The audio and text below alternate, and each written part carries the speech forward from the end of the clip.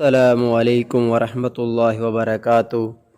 میرے پیارے دوستو، آج آپ کے لیے حاضر ہوا ہوں کہ معجزات آل محمد، اور جو میں آج بیان کر رہا ہوں، روز طائف اللہ تعالیٰ نے حضرت علی علیہ السلام سے سرگوشی کی، اس کے بارے میں اگر آپ میرے چینل پہ نئے ہیں تو میرے چینل کو سبسکرائب کریں، لائک کریں اور بیل آئیکن کے بٹن کو دبائیں تاکہ نئی آنے والی ویڈیو کا نوٹیفیکیشن آپ تک پہنچ سکے۔ شکریہ۔ روز طائف حضرت علی علیہ السلام سے سرگوشی کی۔ جابر بن عبداللہ انصاری بیان کرتے ہیں کہ غزوہ طائف کے موقع پر رسول کریم صلی اللہ علیہ وسلم نے حضرت علی کو بلایا اور ان سے سرگوشی کی۔ لوگ کہنے لگے، جن میں حضرت ابو بکر و عمر بھی شامل تھے، رسول خدا صلی اللہ علیہ وسلم نے ہمیں چھوڑ کر علی سے سرگوشی کی ہے۔ رسول کریم صلی اللہ علیہ وسلم نے لوگوں میں خطبہ دیا اور اللہ تعالیٰ کی حمد و ثنا کے بعد فرمایا، لوگو، تم کہتے ہو کہ میں نے علی علیہ السلام سے سرگوشی کی ہے۔ خدا کی قسم، میں نے علی سے سرگوشی نہیں کی، بلکہ اللہ تعالیٰ نے اس سے سرگوشی کی ہے۔ ابو رافع کا بیان ہے کہ رسول کریم صلی اللہ علیہ وسلم نے حضرت ابو بکر کو سورۃ برات کی آیات کی تبلیغ کے لیے روانہ کیا تو اللہ تعالیٰ نے اپنے حبیب صلی اللہ علیہ وسلم سے فرمایا، آپ اسے چھوڑ رہے ہیں جس سے کئی بار میں نے سرگوشی کی ہے، اور اسے بھیج رہے ہیں جس سے میں نے کبھی سرگوشی نہیں کی۔ اس کے بعد آن حضرت صلی اللہ علیہ وسلم نے حضرت علی کو تبلیغ سورۃ برات کے لیے روانہ کیا، اور چلتے وقت حضرت علی رضی اللہ تعالیٰ عنہ سے رسول خدا صلی اللہ علیہ وسلم نے عرض کی، یا رسول اللہ، آپ مجھے وصیت کریں۔ رسول کریم صلی اللہ علیہ وسلم نے فرمایا، اللہ تعالیٰ تجھے وصیت کرے گا، وہ تجھ سے سرگوشی کرے گا۔ چنانچہ برات کی تبلیغ کے دن نماز ظہر سے لے کر نماز عصر تک اللہ تعالیٰ نے حضرت علی علیہ السلام سے سرگوشی کی۔ حمران بن عین کا بیان ہے کہ میں نے حضرت امام جعفر صادق علیہ السلام سے کہا، میں نے سنا ہے کہ اللہ تبارک و تعالیٰ نے حضرت علی علیہ السلام سے مناجات کی تھی۔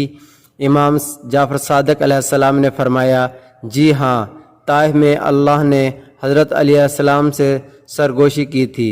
اللہ تعالیٰ نے اپنے رسول کریم صلی اللہ علیہ وسلم کو حرام، حلال اور تعویل کی تعلیم دی، اور رسول کریم صلی اللہ علیہ وسلم نے ان تمام باتوں کی علی کو تعلیم دی۔ جابر کہتے ہیں کہ جب رسول کریم صلی اللہ علیہ وسلم طائف کا محاصرہ کیے ہوئے تھے، اسی دوران آپ صلی اللہ علیہ وسلم نے علی کو بلایا اور طویل وقت تک علی سے سرگوشیاں کرتے رہے۔ لوگوں نے حضرت محمد صلی اللہ علیہ وسلم سے کہا، آج آپ نے علی سے طویل سرگوشیاں کی ہیں۔ آن حضرت صلی اللہ علیہ وسلم نے فرمایا، میں نے اس سے سرگوشی نہیں کی، بلکہ اللہ تعالیٰ نے اس سے سرگوشی کی ہے۔ جب حضرت عمر زخمی ہوئے اور انہیں اپنی موت کا یقین ہو گیا تو انہوں نے منصب خلافت کے لیے 6 رکنی شورا تشکیل دی۔ جب شورا کا اجلاس ہوا تو حضرت علی علیہ السلام نے اہل شورا سے کہا، میں تم سے جو کچھ بیان کروں گا، اگر وہ حق ہو تو اسے قبول کر لینا، میری بات غلط ہو تو تم اس کی تردید کر دینا۔ پھر آپ رضی اللہ تعالیٰ عنہ نے وہاں اپنے بہت سے خصائص کا تذکرہ کیا اور اپنی ہر خاصیت کے لیے اہل شورا سے پوچھتے تھے، کیا یہ سچ ہے؟ اس کے جواب میں اہل شورا آپ رضی اللہ تعالیٰ عنہ کے بیان کی تصدیق کرتے تھے۔ آپ رضی اللہ تعالیٰ نے اپنے فضائل بیان کرتے ہوئے اہل شورا سے فرمایا، کیا تم جانتے ہو کہ رسول کریم صلی اللہ علیہ وسلم نے محاصرہ طائف کے دوران مجھ سے سرگوشی کی تھی، جو کہ لمبی ہو گئی تھی۔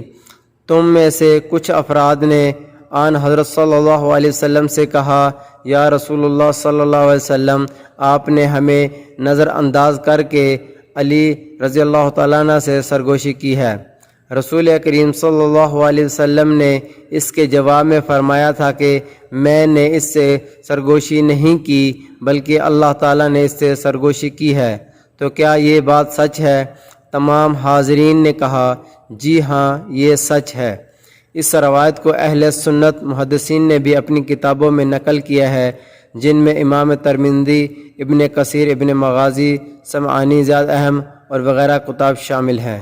اور تب تک ہماری ویڈیو ختم ہے، نیکسٹ ویڈیو کے لیے انشاءاللہ تعالی آپ کو رہنمائی فرماتے رہیں گے اور اسلام کے بارے میں آپ کو اچھی اچھی ویڈیو بناتے رہیں گے۔ تب تک اجازت دیے، اپنا خیال رکھنا اور اپنے پیاروں کا خیال رکھنا، تب دعا میں رکھنا۔ السلام علیکم ورحمۃ اللہ وبرکاتہ۔